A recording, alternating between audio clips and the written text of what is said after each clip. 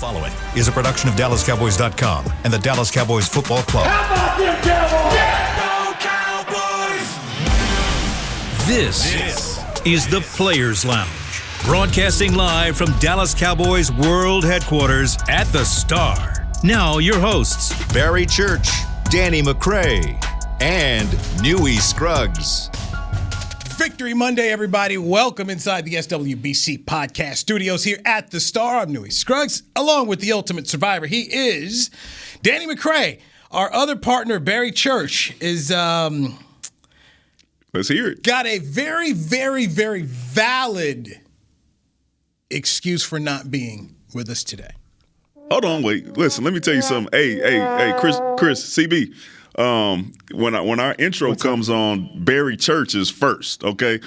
He got about 2 to 3 more shows to miss in 2021 before he is moved down, all right? We can't be Barry Church. He's not here, all right? So we just got to decide that we even need to keep him on there. I need to cut him out of the open. Is that what you're trying to say? Yeah, you might have to. When he's not here, just get rid of him out of the open. Yeah. You know, you want it customized. Yeah, customized because Okay, we'll Barry. Barry. Customized for every show. I'll run that up the chain. Just be like, and missing Barry Church. You know, like Danny McCray, Newy Scruggs, and missing Barry. I like, that'll work. We're gonna have the sad trombones like this. Yeah. Let's do that. So Church was out and he couldn't fly back. Now, there are 2 valid reasons. One, he said the storms last night prevented him from getting on his flight, getting in town, which are legitimate. Mm-hmm. Okay, I was here. I work at a TV news station. My man came in, Rick Mitchell came in. He was doing, it was 8 o'clock and he was already, all during the game was doing, some people weren't happy, giving updates all during the game about everything that was going on. And so that's legitimate. And then 2, if he was on Southwest Airlines, he probably wouldn't get on no flight because a whole bunch of those folks decided they weren't going to work. Now, I kind of doubt Church was on Southwest. Barry Church is not flying Southwest. All right? I don't think they have first class on Southwest. That's not a Barry Church thing, right? I can see Church and family picking seats. Let's try to get over here. Trying to get first. The first group 1. nah. Get our bag lunch to get that group. Yeah, I'm just. So your second one is no longer valid. So I just possibly. Maybe last minute he was trying to get on the flight. I don't know. I don't know. So Church is not here today for Victory Monday. Hope he had fun out there. It was a very nice place he went to. It was one of my favorite places, so I hope he had a great time. Cowboys win 44-20. We're not going to spend a whole lot of time looking at any negatives. We're just going to have fun today and drink the Kool-Aid of a team that is 4-1 and in first place in the NFC East. One of the things that I want to talk about amongst the record, which is something that Dak Prescott got beat up a lot on over the summer. I remember Dan Orlovsky being one of the people beating the drum. Many people beat the drum on this. Okay, fine. Can Dak beat good teams? Oh, yeah, he's got a nice record. Who are you beating that's any good? So they have, boy, I tell you, got a lot of time. They have parceled out and broken down the ratios of good teams versus losing teams. So the Cowboys are 4-1 this year. Their first win was over a team that is 4-1 right now, the LA Chargers. And looking like the best team in the AFC. I'll give Denver. I got to give Buffalo over. Okay, looking like one of the best teams in the AFC. Top two. But they are a contender. Absolutely. If they ended up in Los Angeles at the Super Bowl, their own stadium, you would not be shocked and surprised. Boy, I feel bad for Anthony Lynn, no longer the head coach there, because you see the second-year maturation of Justin Herbert and what he's been able to do. Wow, that's a really good quarterback. And I feel sad for the brother GM down there in Miami who decided he was going to take Tua. Look, I will say this for against Anthony Lynn, all right, because Justin Herbert was playing very well last year when he got in the game. There were just some coaching mistakes that were getting made where they just could not finish at the end of games. So he had Justin Herbert in time for him to get some wins on his under his belt and make a case for him to still be with the LA Chargers. But didn't work out for him. And that's the difference in this year. I can sit up here all day long. And Anthony Lynn, former assistant here with the Cowboys, who I absolutely love as a person. Yes, the difference is they're winning the games that they lost last year. They found ways to lose. And I look at the Chargers, it's so much of Anthony's tenure. It was not that they lost games. They gave away games. I mean, they gave away football games, and you can't do that for long. And the Chargers' ownership of the Spanos, they gave him enough time. So it happened, and this is kind of when you look and say, okay, what happens if you don't give away these games? It's a 4-1 football team with a quarterback playing really well. So they're 4-1. They beat the Carolina Panthers. Panthers came in here as a first-place undefeated team. Panthers have now dropped 2 straight, lost to the Cowboys and Philadelphia, but that's still a 3-2 football team. You beat Philadelphia. Philadelphia is 2-3, who they beat Carolina yesterday. The Giants are 1-4, who you beat yesterday by 24. But you knew those teams you were better than those teams. Right. Okay. When we were talking about the division this year, you were saying Dallas, Washington. The other 2 weren't even in the conversation. So the 4-1 record, I wanted to stand on it and just say, hey, look, it's legitimate. So many times you can look at it, how legitimate are they? This is legitimate. I think it's legit because, one, you have to beat who you play against, right? And then you have to perform up to your standard when you play them. And I think we've done that, right? Yes. With the exception of like blowing them out and at the end of the game getting those garbage yards and letting people back in the game once it's really over, we've been performing how we expect to when we play those teams that we know we should beat. Also, we are rolling and getting better each and every week. And this is every phase of the game. So if you start on offense in the beginning of the season, you say, man, we need to get our running game going. Running game's rolling. You look at defense, you say we need to stop the pass because we're giving up a lot of passing yards. We got 10 interceptions. Right? Special teams is like we want to make sure that the plays that they call us out for on special teams are positive. You see C.J. Goodwin run down narrow punt, make a big-time play on special teams. We are continuing to get better, and if we put it all together and we continue to get better throughout this entire season, the sky's the limit for us. The only loss the Cowboys have is a last-second field goal against the Super Bowl champions in their house. Yeah. And missing Zach Martin on that very day. And we're not healthy. I mean, you think about how much better we're getting so far. We got Leo Collins out. We got Gallup out. We got Tank out. We got Neville Gallimore out. You had Randy Gregory out of the game. You had Dorrance Armstrong out of the game. You had started safety Wilson. I mean, you all along, you just this guy was gone. This guy was gone. So there are a lot of positive. And credit to head coach Mike McCarthy. Absolutely. Because they have made no excuses. And they've put together a program in which the next player goes up. One of the things that Mike talks about a lot, and you saw it in Hard Knocks, and he mentions it all the time at the podium, it took 73 players to win a Super Bowl when he was with the Green Bay Packers. And I remember that being there at that Super Bowl game, and Donald Driver went out. So, boy, where are you going now? And they had a lot of guys. Within that game, Charles Woodson got hurt in that game. They won it. They just kept going. So you see those traits of what he was talking about, and they're there. They're there for the football team. I like what you talked about with the run game here. Let's listen to Dak Prescott on the Cowboys run game, which had 201 yards of rushing on 39 attempts against the Giants on Sunday. Yeah, it makes my job a lot easier. I mean, it starts with the offensive line. Those guys are doing a great job week in and week out, whatever look that they're getting, of dominating the guys in front of them and dominating that look and giving those guys, those backs, lanes to run in. And then whether it's Zeke or whether it's Tony, they're both hitting it and they're getting to the second level, making guys miss, and it's impressive. And when you're able to do that, you get the box counts that you want to be able to take advantage of them outside, and we're able to do that. But as you said, to have a guy go for 100, a guy go for 75, and 300 in the air, I think that just talks about the whole offense. But it starts with the offensive line and the way that they're established in the run. Your thoughts? I love it.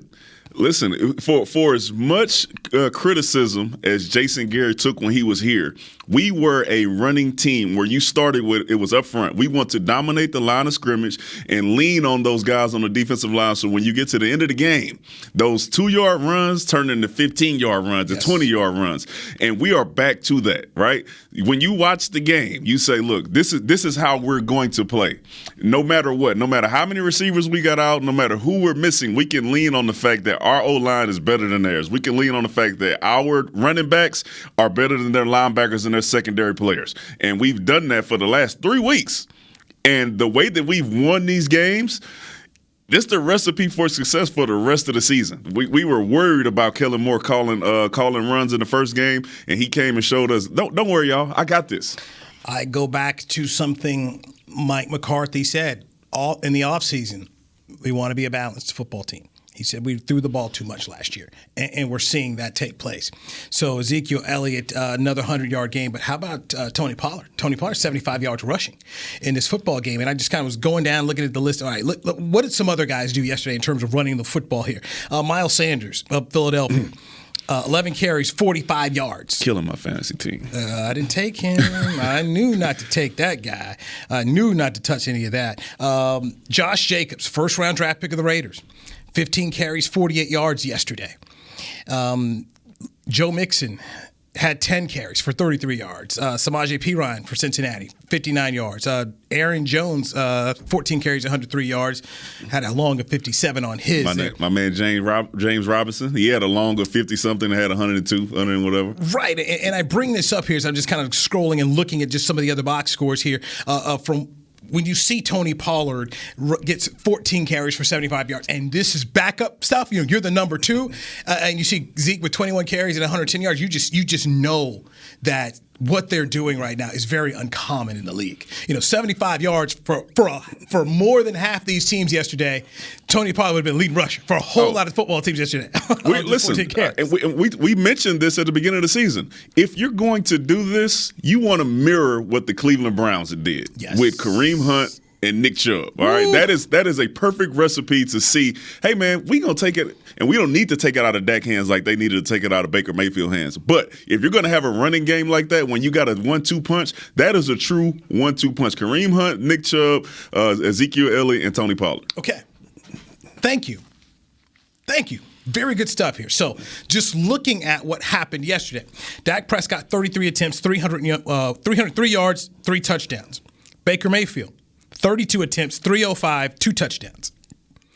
Rushing game, 35 attempts, 230 yards for Cleveland on the ground. Cowboys, 201 yards on the ground, 39 attempts. Chubb, 21, 161. Kareem Hunt, 1261. We just kind of see they truly are doing what the Browns are doing right now, except the Browns lost to the Chargers. Yeah, and that was a totally different game than the game that we played, which is why I have to give our defense and Dan Quinn so much love. The Browns have a good defense. Mm-hmm. You wouldn't be able to tell yesterday.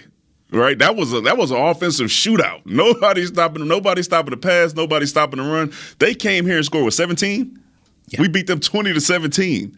That's the way our defense is playing. Now, we did get a couple lucky calls, and I take those because sometimes when you're on your way to making those runs in football, you got to get lucky somewhere along the way. Good teams create luck. Absolutely. Good teams create luck. I mean, through the years, you'd always say, man, how did the Patriots get all these calls? A good football team. Yeah. Even when the Cowboys win again tonight, they get all the calls. Well, good teams get calls. That's usually just how it works. When you're good, they give you the benefit of the doubt many times on things. By the way, Austin Eckler, 66 yards of rushing on 17 carries. Tony Pollard, 14 carries, 75 yards. Tony Pollard would have been a leading rusher on a whole lot of teams in the National Football League yesterday. They're running the football very well. Ezekiel Elliott had another 100-yard game.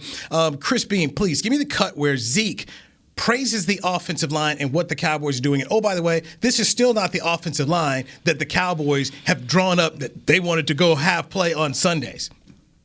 Yeah, it all starts up front. The O-line, from the beginning of the game where they established the line of scrimmage, they dominate the line of scrimmage, and they got their run game going, and everything fell into place after that. Keep in mind, game 1, Cowboys didn't have Zach Martin. So you still have yet to play the 5 starting offensive linemen that you drew up on the board. You said, these are our guys.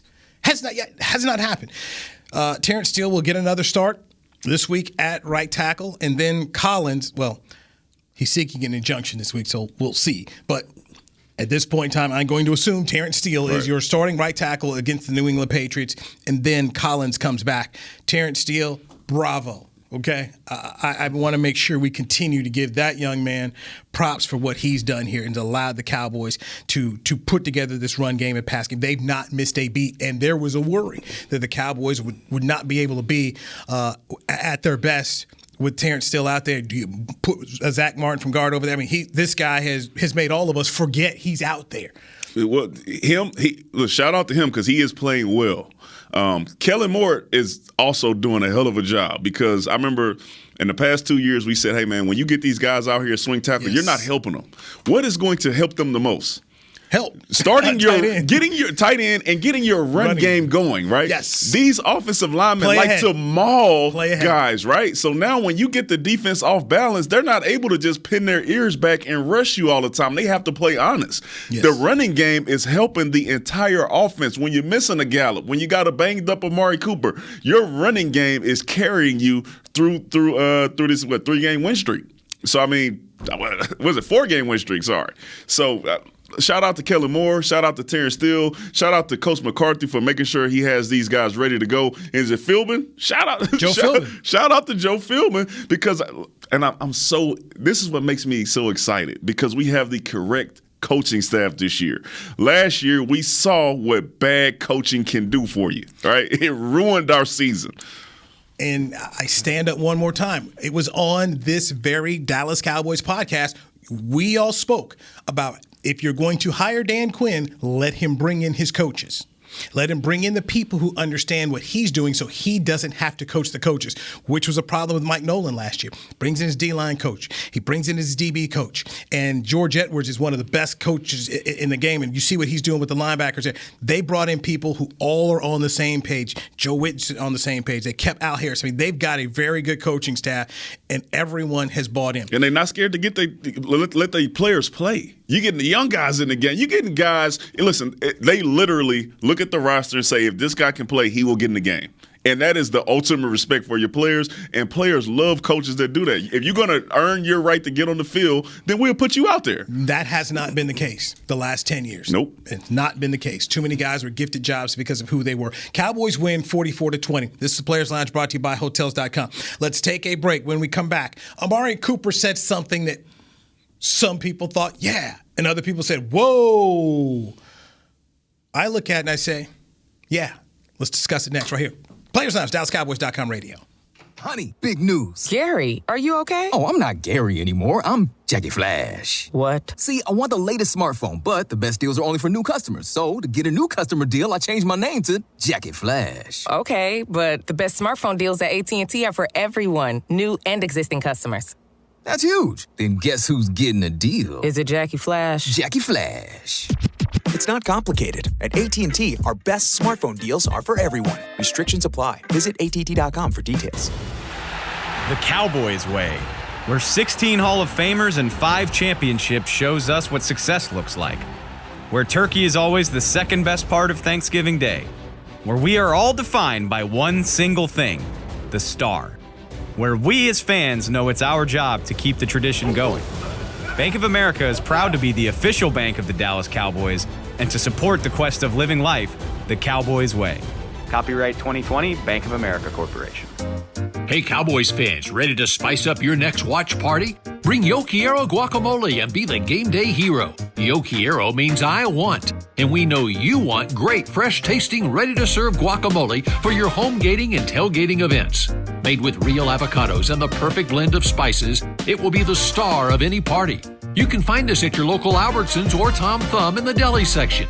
If you can't find it, talk to your store manager and tell them, Yo Quiero guacamole. It's game day. You know what that means. First, kebab prep. Steak, pepper, onion, steak, pepper, onion.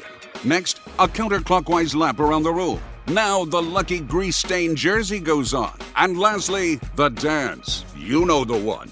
This is a game day ritual no matter where you are. Whether you're traveling to the game or watching from your favorite vacation spot, book a place to stay on Hotels.com and keep the tradition alive and well. Hotels.com, proud partner of the Dallas Cowboys. Back to the Players Lounge. Check out the new Miller Lighthouse located outside of AT&T Stadium where Dallas Cowboys game day traditions are born. Enjoy yard games, Dallas Cowboys cheerleaders performances, beer gardens, and more. Game ticket required. Tell you one more time. Game ticket required. For more information, visit attstadium.com/Miller Lighthouse. Yes, it's swanky. It's cool. But you got to have a ticket, Danny McCray. Yeah, even if it's SRO. Get you a standing room only ticket and go hang out at the Miller Lighthouse. This is Players Lounge brought to you by Hotels.com. He is the ultimate survivor, Danny McCray. Make sure you're checking Danny out every Wednesday at 7 p.m. on CBS. He is a part of the Survivor Cast 41. Danny survived 3 epic challenges And let me tell you, man, I look at these challenges and I don't know how you guys are getting through this thing. I'd be gassed. Oh, we're gassed. You see, you can take like 2 or 3 steps, and then you like, man, where's my energy going? Tapped out, man. All the swimming. Oh, yeah, swimming. Come here, running. Jumping. Huh? What? Again? Nah, it's tough. And I'm thinking to myself, where's the medic for this? Because you've got to have some folks that maybe you all aren't showing that, and you can't give away any secrets. But I'm just thinking about somebody has had to just like, Elizabeth, I'm coming to join you, honey. I'm going to have a heart attack out here. So this is my first time watching Survivor. I'm enjoying the show very much. And anyway, you're doing a good job. So every Wednesday, check it out. Danny is still right there. And it's good. He cannot reveal anything because but as a cast member, that's the contract you sign when you do reality television. They don't want the cast talking because you don't want anything to get spoiled. So, and then a lot of times too, he's finding out on the show what was actually said. He doesn't understand and know because they want to keep it all secret. Yeah, and it's actually more exciting that way, right? You don't want me to spoil something for you, then you already know what's going on. Then you might not watch it. And it's actually, like Newy says, a great show. Like, a lot of new viewers are coming to me like, man, I can't believe I never watched this before. It's so interesting. Exactly. You watch Church sit here and be super animated. He already has a connection, an emotional connection to some of these players, and, like, he wants them out. And, every new viewer has come up and had the same feeling. So make sure you check the show out. Survivor, Wednesdays at 7. If you didn't catch it, go to CBS.com. That's what I did the other day. I had missed it, and so I got up that morning Thursday, took my little iPad, got on the treadmill at the gym, and just watched the show right there. So CBS.com, there's no reason for you not to watch. It's available, okay? It is available to you. All right, Cowboys win 44-20 over the New York Giants. They come home and sweep the 3 football games. So good on them. 4-1 record right now, dominating the NFC East. Washington's got some work to do.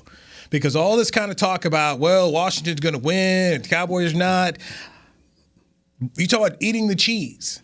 This is a team that was supposed to be a good defensive football team. Their defense is terrible, okay? I mean, their defense is getting worked on the reg. And Jameis Winston had struggled. He's struggled the past couple of football games. Man, Jameis go over there and lit them up like a firecracker yesterday. This is why. 4 touchdowns. This is why you always go into every year and you can't say, hey, man, this team had a good defense last year. Their front 7 was good last year. So we already know the only thing they need to fix is their secondary. The NFL doesn't work that way.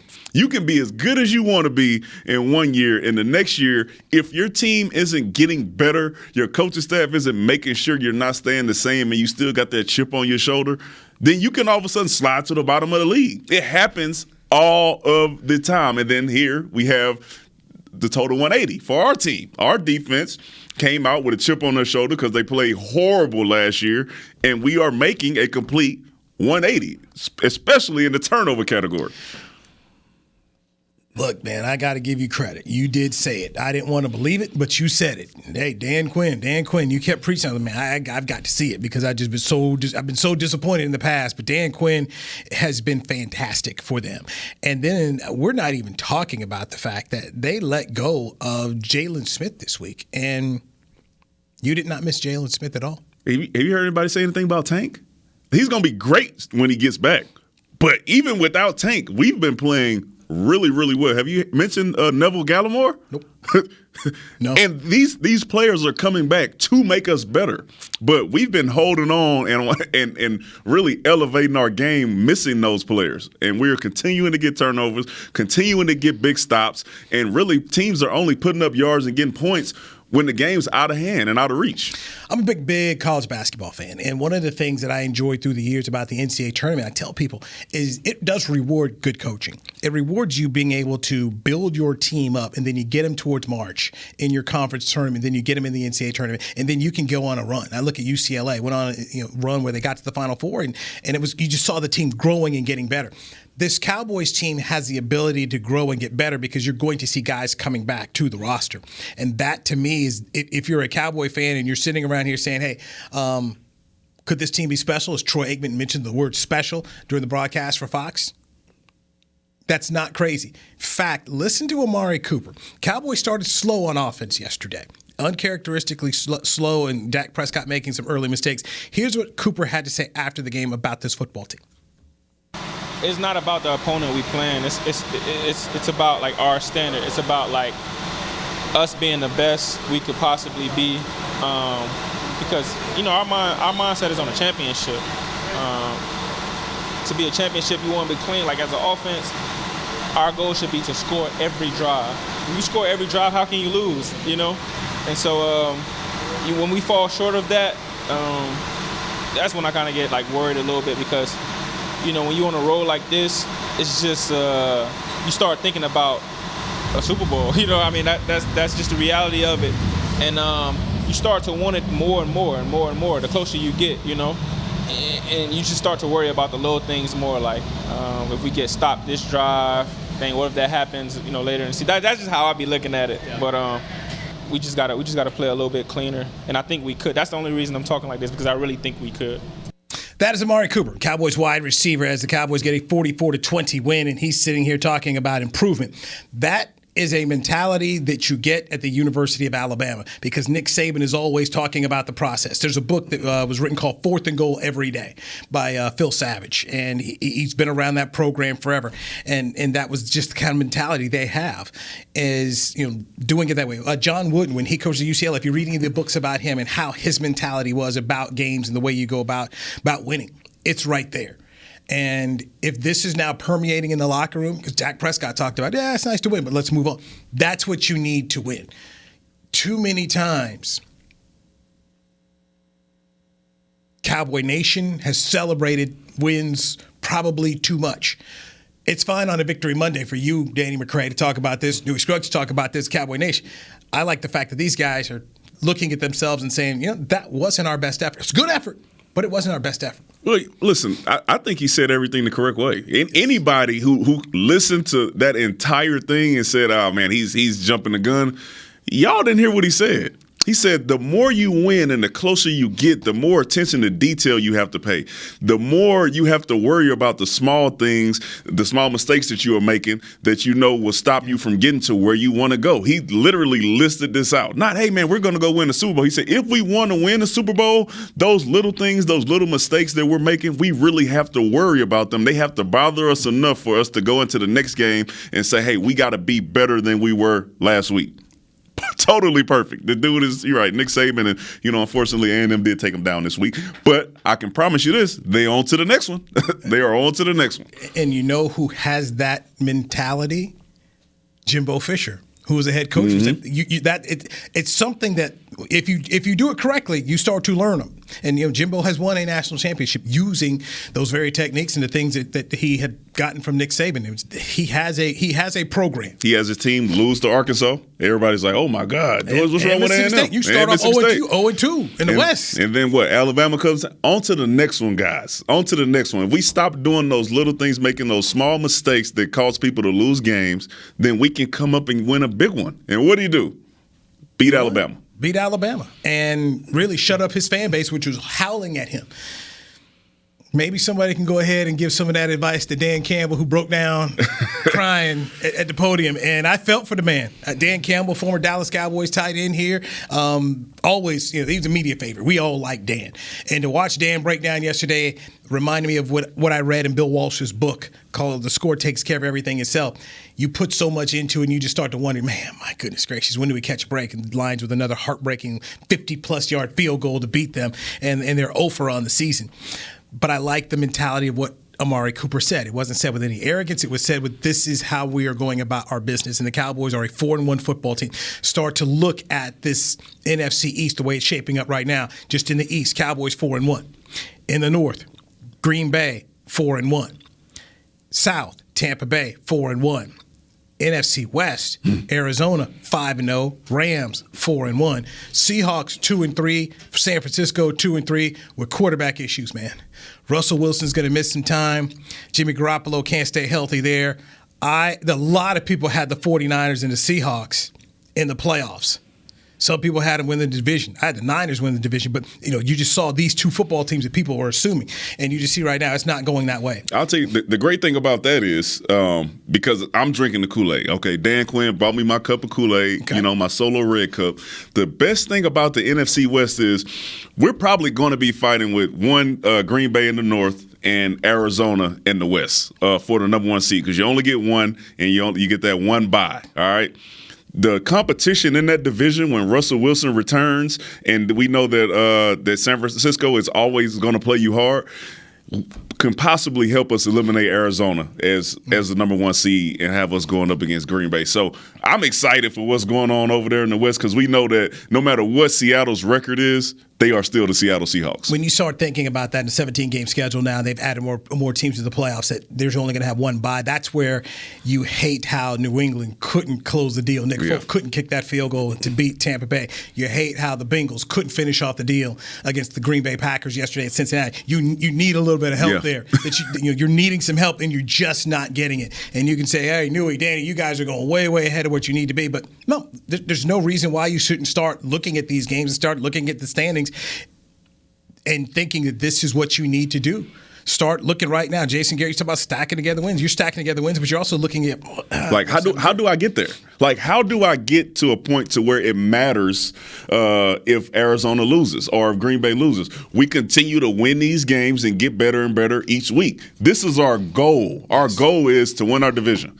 Then our goal is to get that bye week. Then our goal is to go NFC Championship and then Super Bowl. Like, you have to have these things listed out, right? And you have a process for how you get there. And Amari Cooper was great at kind of painting the picture for what we need to do to continue to get better each and every week. The one blessing you're going to have for the Cowboys right now is you get Arizona. You get them, and you get them at home. Sunday, January 2nd. So if you need to handle some business to go get it, and Arizona's that team, you've got your shot. You get Arizona, then you end the season on the road against Philadelphia. And who knows where Philadelphia is at that point in time in terms of their record, and my goodness gracious, they're going through so many injuries here. So let's take a break here. I want to just look a little bit right here at this Cowboys schedule. Let's dive into this schedule right here, and man, I'm going to say it. I'm going to hold my tongue. I'm going to say it. I'm going to hold my tongue a little bit here. He's Danny McCray, the ultimate survivor. I'm Newy Scruggs. This is the Players Lounge, brought to you by Hotels.com on DallasCowboys.com radio. Organic pumpkin smoothies are back at Smoothie King with at least 13 grams of protein each and 5 options to choose from. It's easy to find a favorite to help you reach your goals, like the new Keto Champ Pumpkin, packed with a whopping 23 grams of protein and 9 net carbs. It's a quick and nutritious meal on the go. So order online or through the app for pickup or delivery. And power up with pumpkin and protein. Official smoothie of the Dallas Cowboys. Smoothie King. Rule the day. Hey, Cowboys fans, ready to spice up your next watch party? Bring Yo Quiero guacamole and be the game day hero. Yo Quiero means I want, and we know you want great, fresh-tasting, ready-to-serve guacamole for your home gating and tailgating events. Made with real avocados and the perfect blend of spices, it will be the star of any party. You can find us at your local Albertsons or Tom Thumb in the deli section. If you can't find it, talk to your store manager and tell them, Yo Quiero guacamole. The Cowboys way, where 16 Hall of Famers and 5 championships shows us what success looks like. Where turkey is always the second best part of Thanksgiving Day. Where we are all defined by one single thing, the star. Where we as fans know it's our job to keep the tradition going. Bank of America is proud to be the official bank of the Dallas Cowboys and to support the quest of living life the Cowboys way. Copyright 2020, Bank of America Corporation. Hi, I'm Clint Tillison with United Ag and Turf. Before you can park yourself in front of the game, park yourself in a John Deere and power through your chores. Our Land Run package is a 1025R, 25 horsepower tractor with a loader, rotary cutter, and a box blade for $229 a month. And the price you see is the price you'll pay, no surprises. So don't miss another kickoff. Visit UnitedAgAndTurf.com. Offer ends February 1st, 2021. Restrictions apply. See dealer for details. Now let's get to work. Back to the Players Lounge. Be the first to receive new offers, event information, and more when you sign up to receive text messages from the team. Text Cowboys to NFLDAL. That is 635325 to receive 10% off your next Pro Shop order. Message frequency may vary. Message and data rates may apply. Danny McCray, the ultimate survivor, former Dallas Cowboys undrafted free agent safety. I'm Newy Scruggs, longtime Cowboys reporter. This is the Players Lounge brought to you by Hotels.com. We appreciate Hotels.com as our sponsor. Okay, Cowboys 4-1. Take away those ESPN haters like Dan Orlovsky. They don't beat anybody. You've beaten the first place 4-1 Chargers team. You've beaten a Carolina Panthers team, which came in here with the number one defense in two statistical categories, and you handled them. Should have beat Tampa. And your only loss, it's a last-second field goal to the world champions on Thursday night in the home opener in their place. Hard to argue with what we're seeing. I'm starting to look at the schedule. Man. I've been looking at this schedule for a good minute now. I try to be little even keel, okay? Because I've been disappointed too much, man. Been disappointed so much, man. Okay, I've been disappointed many a time. Hop on the train, Newy. Hop on the train. I am worried about the game this weekend. Okay. Why? Number one, I got to find out what's the weather conditions. What are the weather conditions in New England? Remember last time they went up there, it was a whole lot of rain, and even so with Tampa Bay, they went up there in a whole lot of rain. We're going to do a whole lot of running. And Bill Belichick makes it hard on you. He doesn't make it easy. And you just saw what they did to Tampa Bay. They didn't make it easy. So, Cowboys right now 4-point favorite on Sunday in Foxborough. I expect them to win the game. Patriots have not won a home game this year, by the way. Yeah. Have not won a home game this year. So, 2-3 New England Patriots, followed by a game in Minnesota against. Boy, I need to book. Hold on, let's go one by one. Okay, so New England, you're worried. They did push Tampa to the limit, but Tampa does not have a running game, and I think that we have gotten better since we played Tampa. So I'm not really worried. Judon is a player. I see like matchup problems we may have, but I don't see as a team that we have an issue beating New England. Okay. Then after that, it's another road game. NBC Sunday Night Football to face the Minnesota Vikings. Vikings are 2-3. Got a miracle win yesterday against Detroit the last second. Dalvin Cook is battled an leg injury all basically the last 3 games. Minnesota's not what they used to be under Mike Zimmer. They're just not. And while these two teams have played each other the last couple seasons, and they've been good football games. So once again, I see a matchup problem. They have some receivers that we're going to have to figure out how to get all of these guys covered.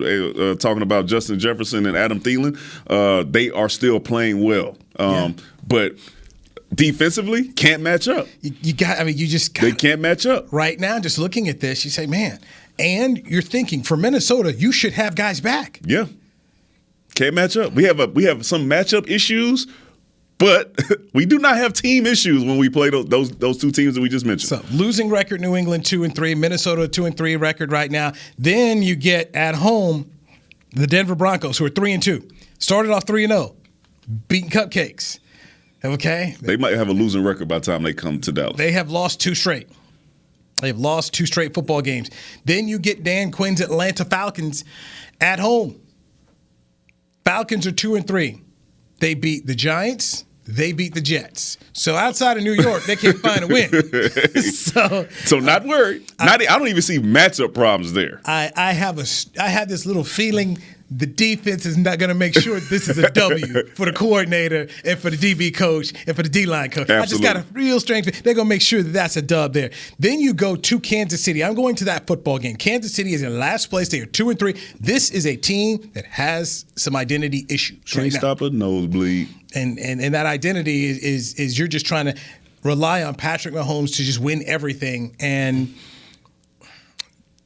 you got no running game, no defense. Not worried. I don't know whether or not it's just people have caught up to, but look, they're not who they used to be. So then it's a Thanksgiving Day game at home against the Raiders. Raiders are 3-2, winning record. That loss yesterday to Justin Fields And the Bears, good teams don't let that happen. 9 points. 9 points. You're supposed to have an MVP conversation quarterback. They go play Chicago, and they score 9. Boy, that was a turd. That was a turd. So that's a Thanksgiving Day game. And then they play on Thursday again. This one is a trip down to the Superdome to face Jameis and the Saints, who are 3-2 right now. Then after that, it becomes it's a big NFC East stretch to finish the season. At Washington, December 12th.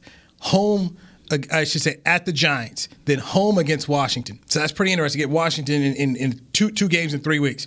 Then it's that Arizona game, and then you end the season against Philadelphia. So right now, the Cowboys only have 3 games against teams currently with a winning record. Denver, who's 3-2, started out 3-0, lost the last 2. They lost to Baltimore. They lost yesterday. Got Saints, who are 3-2. Arizona, 5-0.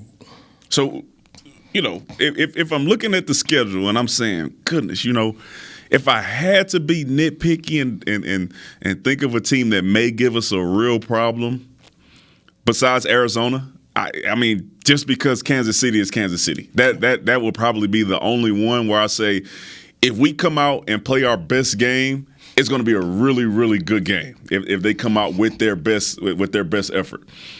Any of these other teams on there, our best effort versus their best effort, we get the win, and I think that's automatic.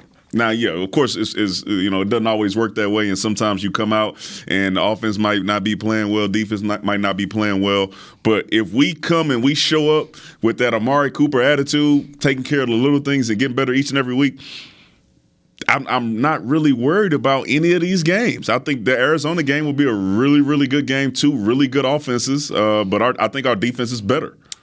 Break down and look into the Chiefs' 2-3 record. That first game of the year is a 33-29 comeback victory. A game that Cleveland should not have lost.